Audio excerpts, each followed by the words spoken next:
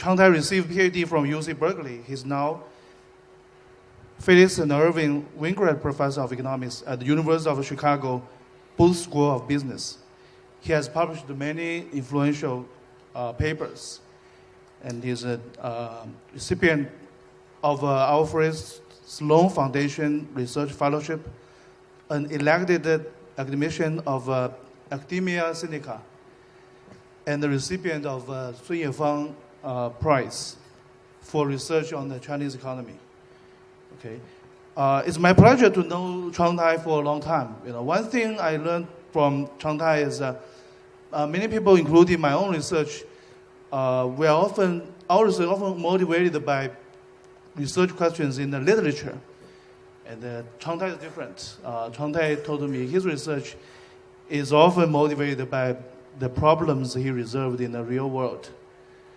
Okay, it's our great honor to have Chang Tai in our meeting, and he will give a lecture on how destructive is innovation. Let's welcome Professor Chang. Thanks for coming. Thank you. So I just want to so this is joint work with Daniel Garcia Macia, who was a student at Stanford, and with Pete Clino that I've done a lot of stuff with. So the agenda is a somewhat new one for us. It's about, there are two ways in which you can think about the agenda that we're pursuing here. I just want to say at the outset that we're going to tell you a story, and there's going to be absolutely no misallocation of what I'm going to tell you here. So none. There's going to be no misallocations. You may want me to bring back misallocation here, and I could, but I don't want to talk about misallocation. What we're trying to do is that we're trying to go back to, I'm going to call it a literature that is dead. And we're trying to bring it back to life. And what the literature that is dead is the literature on models of economic growth. So what I mean is, the work that people were doing 25 or so years ago, people were hugely excited about. Lucas, Romer, Agion and Howitt, Grossman and Hellman. A lot of the leading figures of our profession was working on this stuff, and then it sort of, it died. It died, and I'm going to speculate a little bit on the reasons why, on the reason why it died, and we're trying to bring that back to life. The way that we're going to try to bring it back to life is that we're trying to give some empirical content to these models. Okay, so what I mean by this is, think about, say, for those of you that teach economic growth, think about the canonical models that you would teach of growth. So one basic model that you would teach, or you should teach, is a model of creative destruction. That is a model where what drives the process of growth is this process where firms come up with new products, and these products replace the products made by other firms. The firm that gets replaced dies, and the new firm, the firm that creates this new product, is the king of the hill. So this is an idea that's been around for a long, long time. Goes back to Schumpeter. It probably goes back even more, and it was modeled by Agion and Howitt and Grossman and Hellman. And don't ask me who was first. But then if you think about, say, and so if you think about these papers, they capture, the reason why they're prominent is because they seem to capture an important feature of what we think we see in the world. Okay? But then you can ask yourself the question, okay, but then how do we know how important this is? Is this a major driver of economic growth, or is it just or is this something that we see but it really is not all that important. And if you think about the guidance that these models give you, the answer is that these models, they don't give us any kind of guidance whatsoever in order to try to figure out how important it is. For example, if you think about either the Grossman and Hellman model or the Aghion and Howard model, those are essentially models of a representative firm. Or if you want to think of sometimes what I call is that the papers are still poetry, which is fine, which is still poetry. But then if you want to think about, how can you go beyond this? So you think, well, in any of these models, there's going to be one firm, that's the incumbent firm. Somebody comes in and replaces the incumbent firm. So the models are one in which there's only one firm in the economy, and the only source of growth is this. So how can you use this to guide us to go to the real world? Think about how would you map this into patterns or from growth that you would see in the data. And the answer is that you can't, right? You've got to do something else. You have got to modify the model in some way such that that you can have some hope of trying to put some empirical content to these models. And I think that's part of the reason for why models like this haven't really made a whole lot of progress for the last 25 years. Because it's sort of, the literature basically died there. But that hasn't stopped us from talking about these things because they're hugely important forces. So if you think about the narrative that people tell, think about all the examples from the world that you could think about this process. Think about, what happened when Apple came up with the iPhone. It was in 2007. I'll show you some data. And think about what that did to the combination of BlackBerry and that company in Finland. I have the name out there, Nokia. To think about what it did. Think about the stories of what Amazon has done to independent booksellers in the U.S. Think about the airline industry. Think about what the Boeing 777. For those of you who came here from outside of Asia, the Boeing 777 is now the dominant plane for long-distance travel. And think about what it's done to the Airbus A340, which has been out of production for a few years, or more recently, what Uber has been doing to the taxi industry, or what Google has done to the daily newspaper industry now, or to the media market. For those of you who don't know, the main source of revenue for Google is advertising, and those advertising dollars used to go to predominantly the local media, but that money is no longer flowing to the local media. But then the question you want to ask is okay, we tell these stories because because they're so prominent. But then the question you want to ask is, how representative are these stories? And there's no way in which you can tell. And I'll just say, one of the things that got us started on this project was a couple years ago. Both of us were reading the book by Acemoglu and Robinson, I forgot the title of the book, Why Countries Fail or Why Nations Fail. And the basic narrative of the book is that countries that are successful are ones in which they have political institutions that allow for this process of creative destruction, and countries that fail are ones in which they have closed political institutions that block this process. And as we're reading through the chapters, they tell the story about this is what was responsible for the collapse of the Roman Empire in 400 after the death of Christ. This was what was responsible for the collapse of Venice in the last 500 years of the Middle Ages. So this theme comes up in every 2 or 3 pages of the book, and every 2 or 3 pages of the book, we ended up being incredibly frustrated because we ended up saying, how do you know know that this is what that this is really what is going on.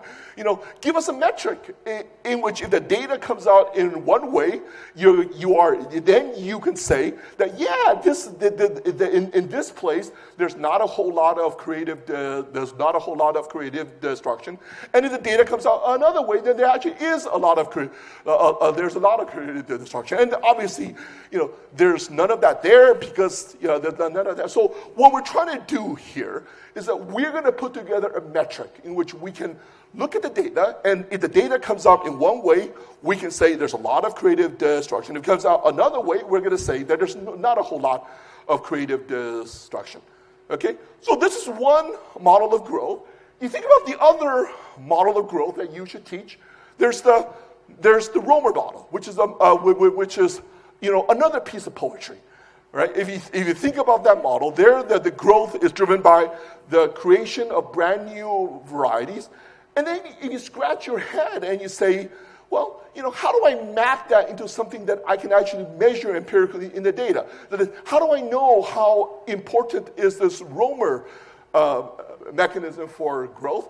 And it's hard. It's hard because if you think about the model, because growth only comes through the creation of brand new varieties. Nobody is ever going to shrink, so you cannot explain the Nokias of the world. Nobody ever dies in the Romer model, so that there's an important feature of the world that's not there. So how important is this Romer version of the story? And then if you think about, say, another possible force, there are stories that are also very frequent in which it's not about new varieties, it's not about creative destruction, but it's about firms doing things to the products that they own. Okay? So think about the stories I'll go back to my example of the Boeing 777, that, what the Boeing 777 did, again, this is just a story, that it not only took over the market of the Airbus A340, but it also took over the market of Boeing's own product with the 747. That used to be the dominant plane for long distance travel. It's no longer it'll very quickly go out of production. Or going back to my example of the iPhone. Think about what Apple has done since they introduced the iPhone in 2007. It hasn't introduced something that's the equivalent of the iPhone. What it's done is that it started out, it's gone. It's introduced successive new models of the iPhone. Each one is a little bit better than the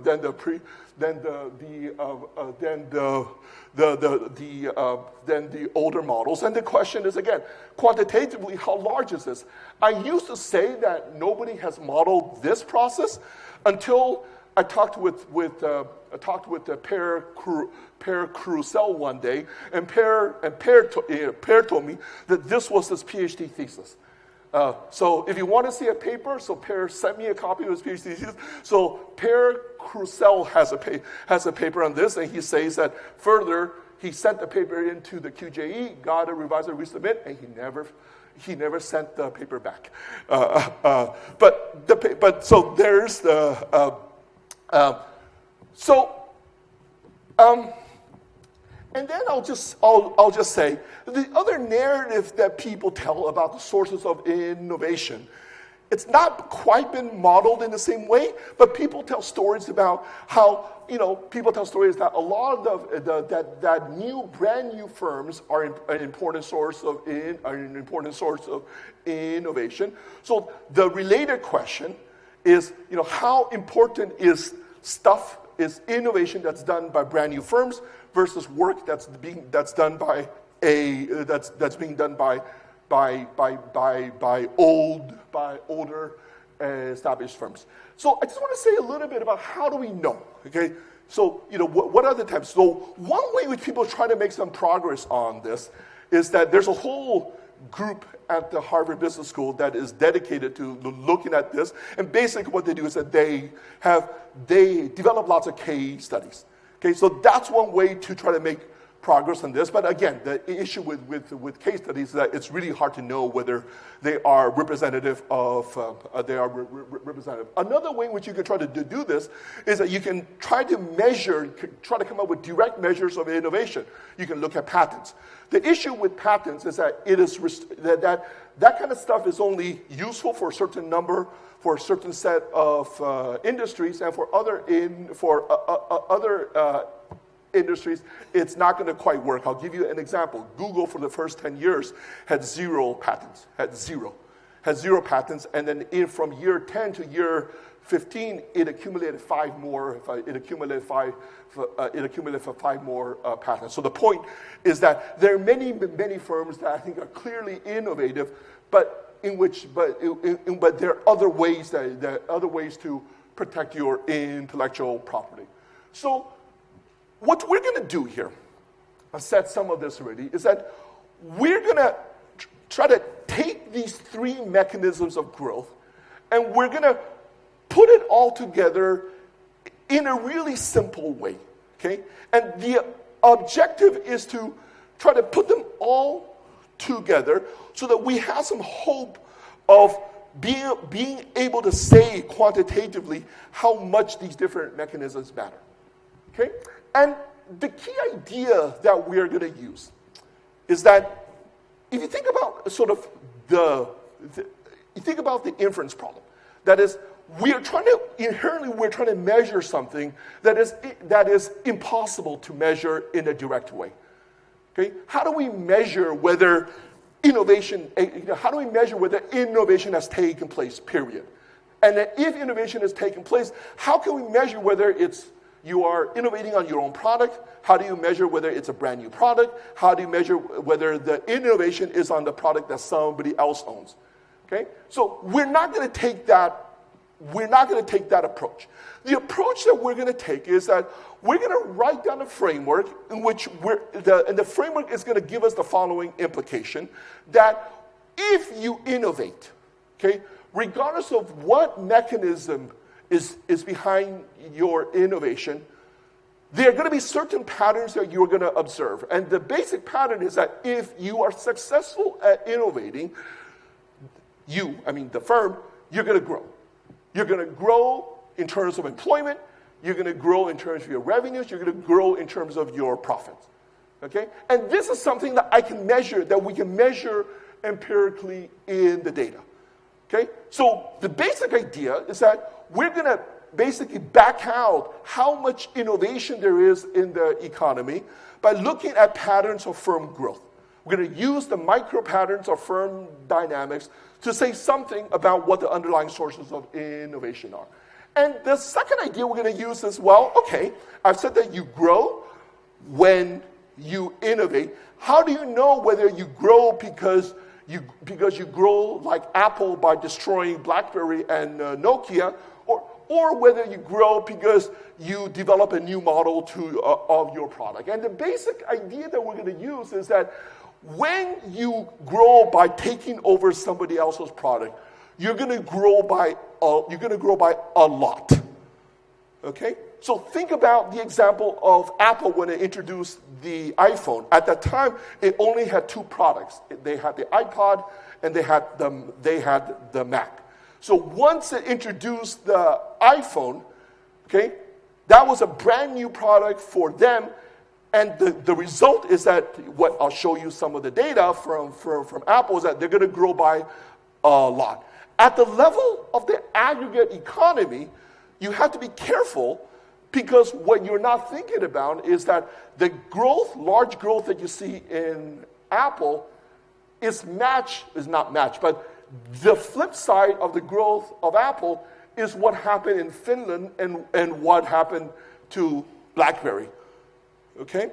So you have to be careful. So the other thing you want to take from this is that you have to be very careful at at drawing inferences from what you see in terms of firm growth to the implications for aggregate growth. Okay? Because it could very well be the case that a firm grows by a lot, but the aggregate implication may not, for aggregate TFP and wage growth, may not be that large. Okay? Because there's the other side of what's happening. But the basic idea is that if you grow through the process of creative destruction, you're going to grow by you are going to grow by a lot. On the other hand, if you grow because you innovate upon your own products, you're going to grow by you're only going to grow by a little. Maybe one way in which you want to think about this is that when you grow by innovating on your own products, that is like the process of creative destruction. And the way that we're going to model it is that at the aggregate level, there's no difference for the aggregate in terms of whether you grow by creative destruction or whether you grow by own innovation. The key difference is that when you own innovate, the creative destruction is occurring within the same company. So the net effect in terms of job flows is going to be much lower. Okay? So the other implication is that you can have two companies, one grow by a little, one grows by a lot, but both companies, the contribution of the two companies to aggregate TFP growth could be exactly the same. Okay? So the empirical question then is when a company grows, okay, what does the distribution of growth rates look like? That is, do companies, when they grow, do they grow by a lot or do they grow by a little? And so that is a statistic that you can easily measure in the data. Okay? So that's going to be the key thing. And then the other side of growth is that you shrink. And the other so you shrink when somebody has innovated upon your product. Okay? And the extreme is when somebody innovates upon all of your products, then you have nothing left to sell and you exit. Okay? So that's the basic inference that we use. So again, I'll just summarize. The way that we're going to infer how much of these forces are present in the data is that we're going to look at the data on firm dynamics, or specifically, we're going to look at data on job creation and job destruction. And there are going to be two key moments we're going to use. We are going to use the rate of job creation, the rate of job destruction, and the distribution of job creation and job destruction. And we're going to back out from that. We're going to infer from that, what does that tell us about the rate at which companies are growing because they are stealing somebody else's product, whether they're creating a brand new product, or whether they're innovating upon or they're destroying their own products. Okay? So think of this as being one way in which you want to think about this is basically the statistic I'm going to show you, what we're going to use, is almost the data that Davis and Haltenwanger gave us 25 years back, in which they were putting together this data in the context of a different literature. They were trying to understand unemployment. And what we're going to do is we're going to use exactly that same data, and then we are going to interpret that data in the context of models of economic growth. Okay? So think about this as Grossman, Heltman, Romer, Kurosawa meets Davis and Haltenwanger. Okay? That's what this is. Okay? Okay, so what we find is that, first finding is that most of growth, this is in the US, most of growth is going to come from old established incumbent firms. The contribution of entrants is somewhat small, and it's been falling over time. Okay? So this narrative that people tell that innovation mostly comes from brand new firms, empirically, that's not true. Okay? Unless you want to play a semantic game that you want to say, incumbents have to be born at some point in time, so we can call everybody an entrant. You could do that too, and I'll say fine. The second thing that we find is that there's not a whole lot of empirical content to the Romer model in which growth comes from the creation of brand new varieties. That is, we're going to find that most of growth comes from the improvement in quality of existing products rather than the creation of brand new, rather than the creation of a brand new varieties. Lastly, we're going to find that among quality improvements, okay, most of that comes from companies doing creative destruction on themselves, which we call own innovation.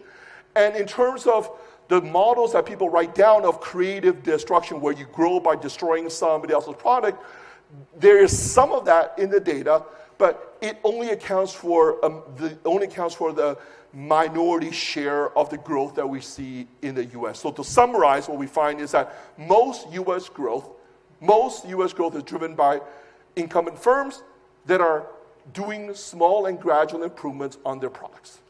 Okay, so it's precisely the part that so if you want to think back to the models of growth, empirically, it's the unpublished Crusoe model that seems to be the dominant player, and not the models that we teach, that we teach to our students that seem to be the most empirically relevant. The model. Okay, so I'll try to. So first, I'll just quickly sketch out the static equilibrium. Then I'm going to bring in innovation, and I'm going to bring in firms. So the world, we're going to imagine a world where aggregate output is just a CS aggregate of a bunch of quality adjusted varieties. So Y is going to be the number of physical units of Yj is the number of physical units of variety J. Qj is the quality of variety J. Okay? The production of every variety, we're going to say that the output is just going to be a linear function of the amount of labor that is used. Another equivalent way in which you could write the model is that you could assume that there's no quality variation and that growth comes from the reduction in cost. So you can equivalently write the model as Yj is equal to Qj times L is equal to Qj times L times Lj. That's in terms of what we're going to look at, it's going to be isomorphic. Okay? You impose profit maximization, and what you get is that output and employment is going to be inversely proportional to the wage. Okay? So with a growing wage, output and employment of a given variety falls, and it's going to be increasing inequality of the product with an elasticity that depends on the elasticity of substitution between the products. Okay? And then you aggregate this up, and the wage and aggregate TFP is going to be the product of two things. It's going to be a product of M, which is the number of varieties raised to the 1 over sigma minus 1. Think about that as the Romer term. Okay?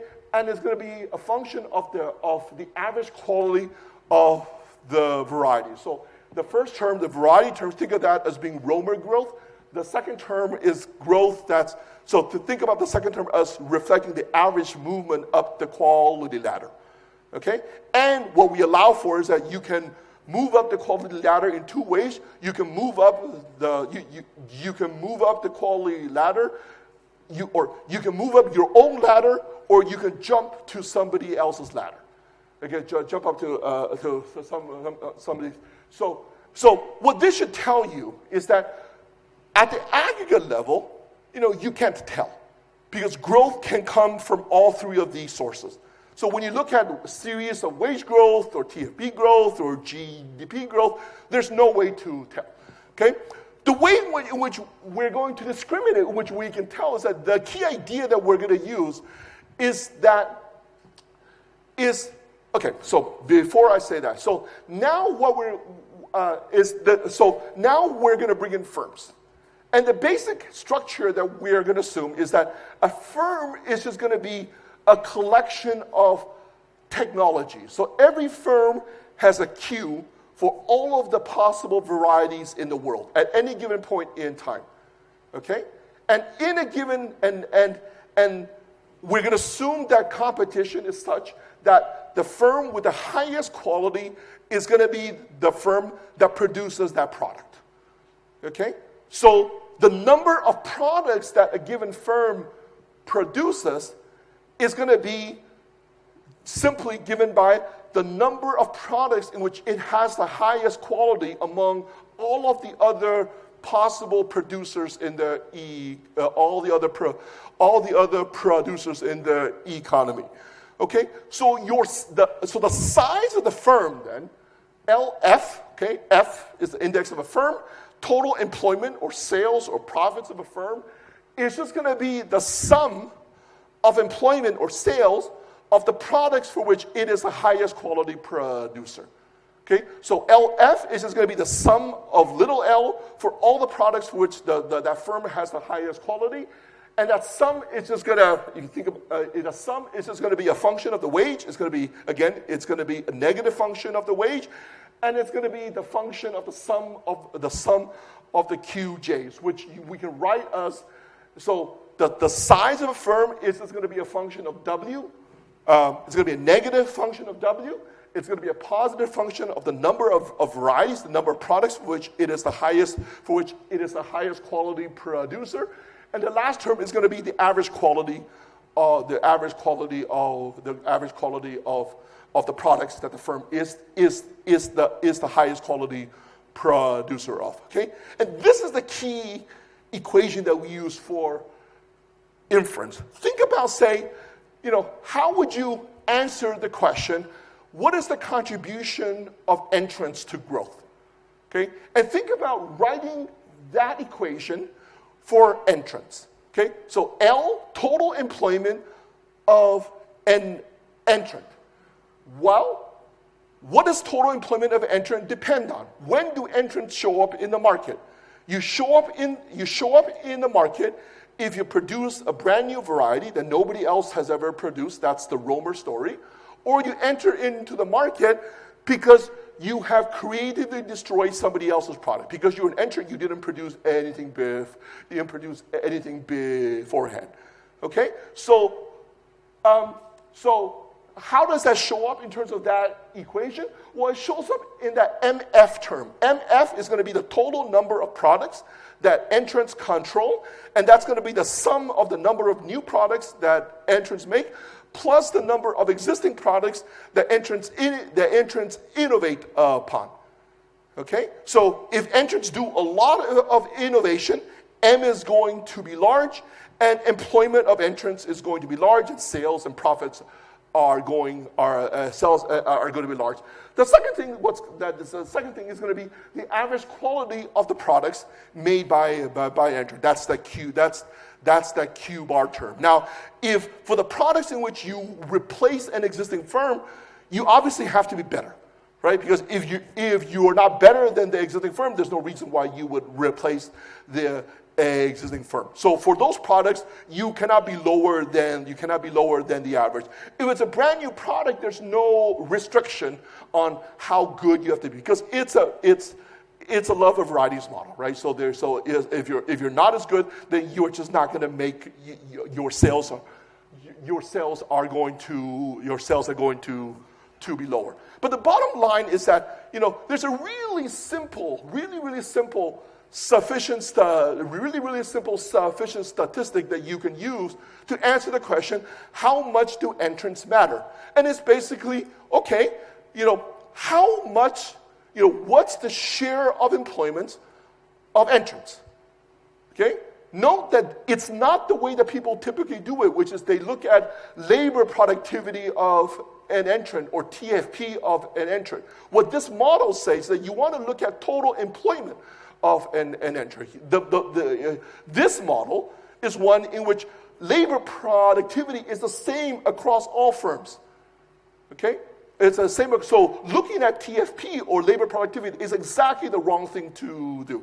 You want to look at total. You want to look at total. You want to look at total employment, and this is what the data shows you. Total employment of entrants. So this is the data from the U.S. It's data from the U.S. private sector for all private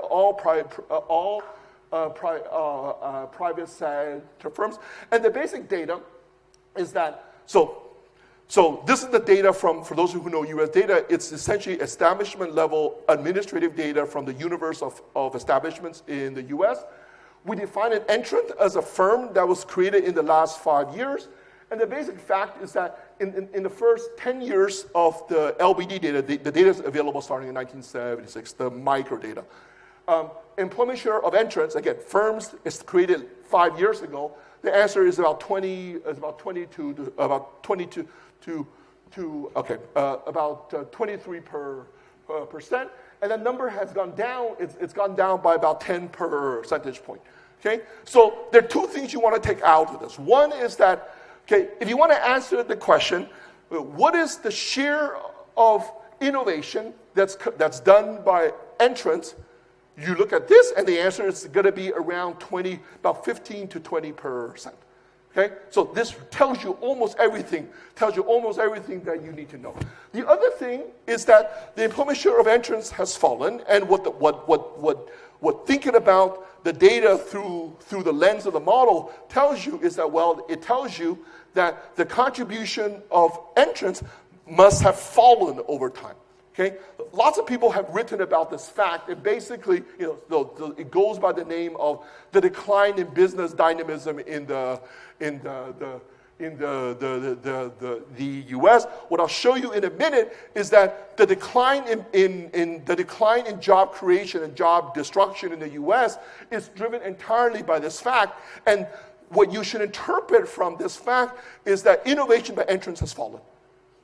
Okay? What it doesn't tell you is that the rate of innovation by incumbent firms. Okay? This says nothing about the rate of innovation, and it's entirely possible, and it's going to be what I'm going to show you, that at the same time that innovation by entrants has fallen, innovation by incumbent firms has gone up. Okay? So this only tells you one part of the source of innovation. It doesn't tell you the other part. Now, what about incumbent firms? Well, the equivalent of looking at the employment share for incumbent firms is that you want to look at their growth rate. Okay? For entrants, that's what you want to look at the share because previously they were doing nothing. But for incumbents, they used to be doing something. So what you want to look at is the change in their employment. So the change in employment of an incumbent firm is given by the product of three things. It's given by the change in the wage. So holding everything else constant, when the wage goes up, your employment falls. Okay, think about that as the Mellitz's general equilibrium effect.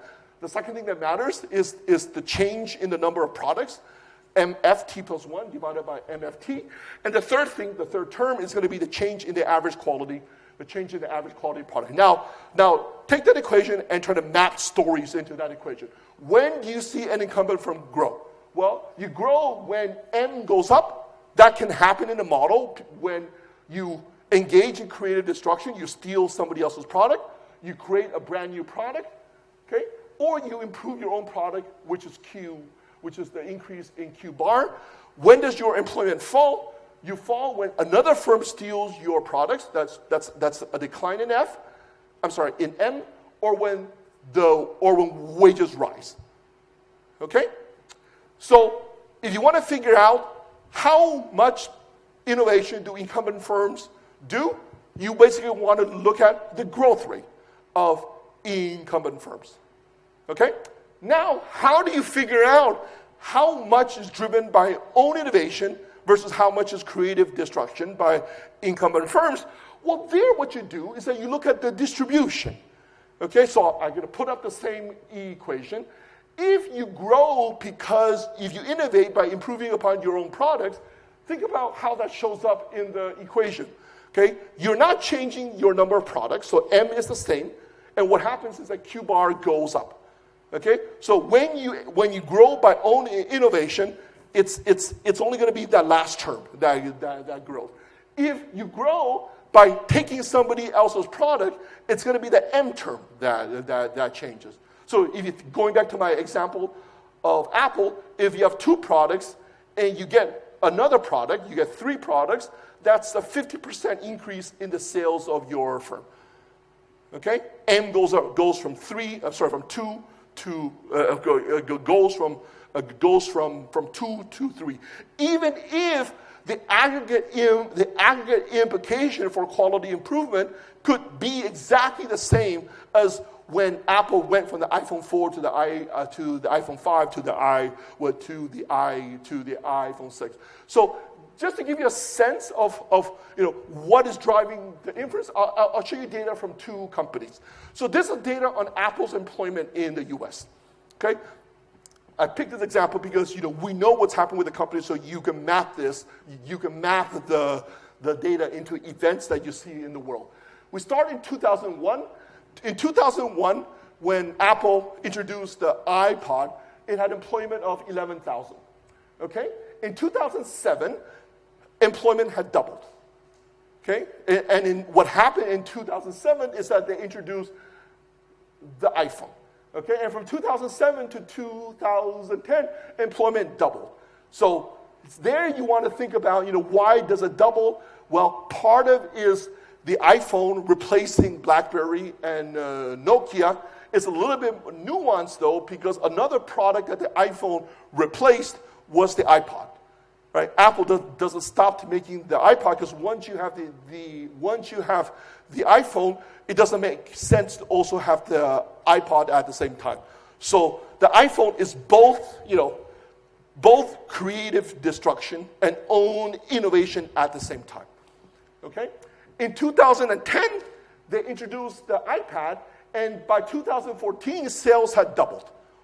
Once they had doubled. So the explosive growth you see from 2001 to 2014, that's exactly what you would expect to see if Apple's growth during that period was driven by the process of creative destruction. It was replacing other firms. The growth was replacing the sales and employment of other firms.